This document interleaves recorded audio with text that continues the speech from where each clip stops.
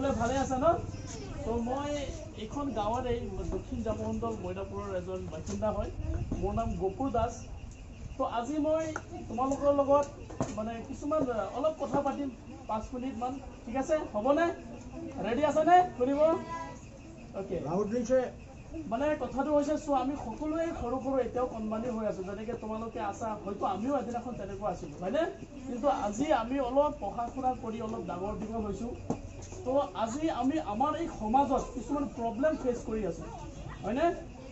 এতিয়া ধৰি লোৱা আমাৰ এইখন স্কুলত ক্লাছ 10লৈকে আছে নহয়, ক্লাছ 10লৈকে আছে। কিন্তু আমাৰ কি হয়, আমাৰ এই পিছপৰা গাঁও অঞ্চলত কি হয়, সৰু সৰু বাচ্চাকেইটাক যেতিয়া ক্লাছ 10ত পঢ়ে বা ক্লাছ 11ত পঢ়ে, তেতিয়া তেওঁলোকৰ মা দেউতাক কয় যে আমাৰ ছোৱালী বা মোৰ ল'ৰা ডাঙৰ হৈ গৈছে বা মোৰ ছোৱালী ডাঙৰ হৈ গৈছে, ছোৱালীজনীক বিয়া দি দিব লাগে।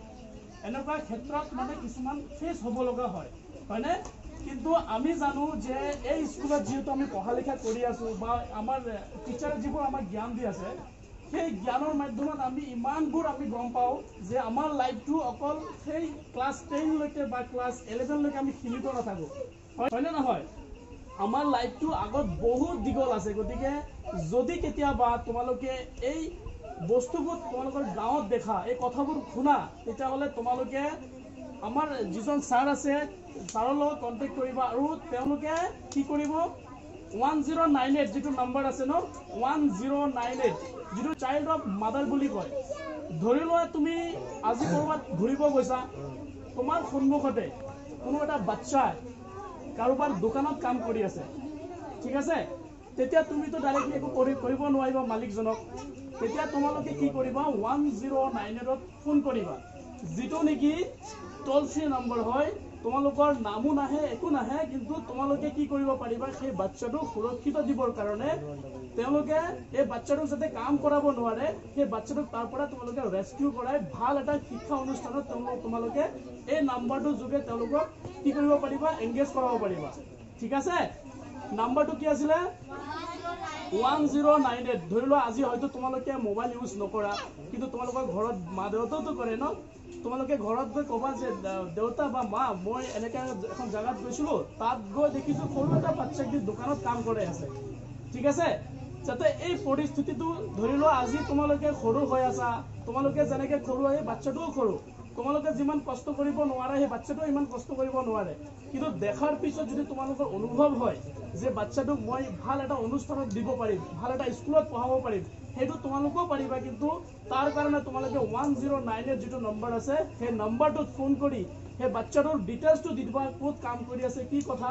তোমালোকে যদিও নাজানা ঘৰত ক'বা, নহ'লে শিক্ষকক ক'বা। তেতিয়া কি হ'ব, বাচ্চাটো তাৰ পৰা কোনোবা NGOৰ মানুহ হওক বা পুলিচৰ মানুহ হওক, তেওঁলোকক ৰিচিভ কৰি তাৰ পৰা উদ্ধাৰ কৰি লৈ যাব পাৰিব, ঠিক আছে? তো গতিকে আজিলৈ ইমানেই আছিলে কথা কোৱাৰ। গতিকে এইটো এটা ইম্পৰ্টেণ্ট কথা, কাৰণ আমাৰ অল অভাৰ ৱৰ্ল্ডত এতিয়া চাইল্ড লাইন 1098টো চলি আছে, ঠিক আছে? গতিকে child line 1098 as a mother হিচাপে, মানে চাইল্ডৰ মাদাৰ হিচাপে তেওঁলোকে কাম কৰি আছে। যদি কোনোবা 14 বছৰৰ তলত কোনোবা বাচ্চাক দি কোনোবা কাম কৰি আছে, সেই বাচ্চাটোক তেওঁলোকে ৰেস্কিউ কৰায়। যদি কোনোবা সৰু ল'ৰা ছোৱালীক যদি আজি বিয়া দিবলৈ তেওঁলোকে ওলায়, আমাৰ সমাজত প্ৰায়ে হৈ আছে, হয়নে?